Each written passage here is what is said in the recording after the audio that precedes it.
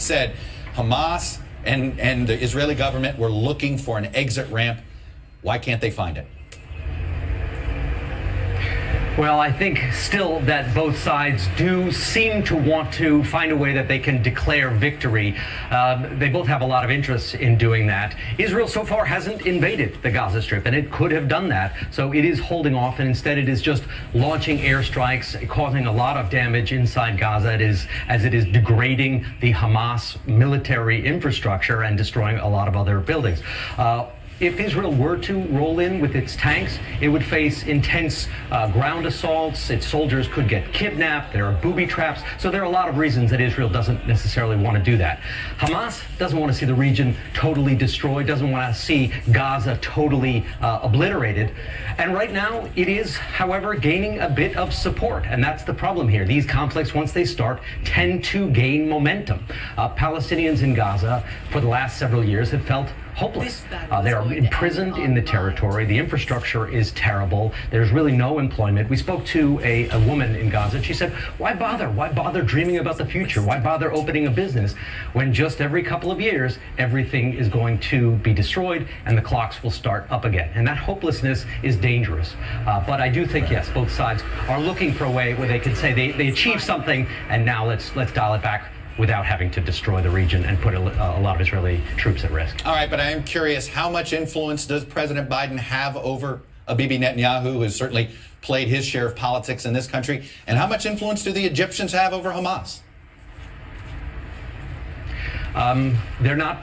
Neither side is particularly close to the other, but they do have influence. That is the way that these conflicts have ended in the past, with the United States and Egypt and other countries getting involved. So they don't have the kind of personal relationships. The U.S. is not even talking to Hamas. The U.S. reached out and spoke to Mahmoud Abbas, who has almost no influence over Hamas and what's happening in Gaza. But the United States still absolutely is a major power in this, has great relations with Israel, and its voice is important. Richard Engel in Tel Aviv for us. Richard, please stay safe. Turning now to the news on COVID. The CDC had a lot of good reasons to decide that fully vaccinated people can go maskless in most situations. There are more than 121 million people have been vaccinated amid a growing number of studies showing that vaccines keep people from contracting or spreading the disease. In so many ways, it was the announcement we've been waiting for, a release from this ever-present reminder that COVID has changed and uprooted our lives. Yet, at the same time, is it way too early to declare victory? The majority of Americans, 18 or older, are not fully vaccinated. And 25% say they won't get vaccinated at all. Plus, there is still an average of 34,000 new cases diagnosed each day. Beyond that, there are many questions. Why now? How does the new advice impact schools? What will businesses and local and state governments do about their own COVID regulations? Did the CDC feel pressured by politicians and growing public frustration to simply just drop the mask recommendations? And finally, how will we know who's really been vaccinated? I do think that without more guidance, these guidelines will cause more confusion. And joining me now is the director of the Centers for Disease Control, Dr. Rochelle Walensky. Dr. Walensky, welcome back to Meet the Press. Good morning, Chuck. Thanks for having me. I want to start with something you said as recently as Tuesday this week about masks. Take a listen. We still have about a third of counties in this country that have over 100 cases per 100,000, very high transmission rates, and many counties and areas in this country that have less than 20% vaccination rates. So in that context, we are keeping our public health guidance to recommend masking for people who are vaccinated. Now, the Washington Post is reporting that actually you had signed off on a decision to drop the mask mandate for vaccinated people before you testified to Congress with those remarks. What changed in this 72-hour period?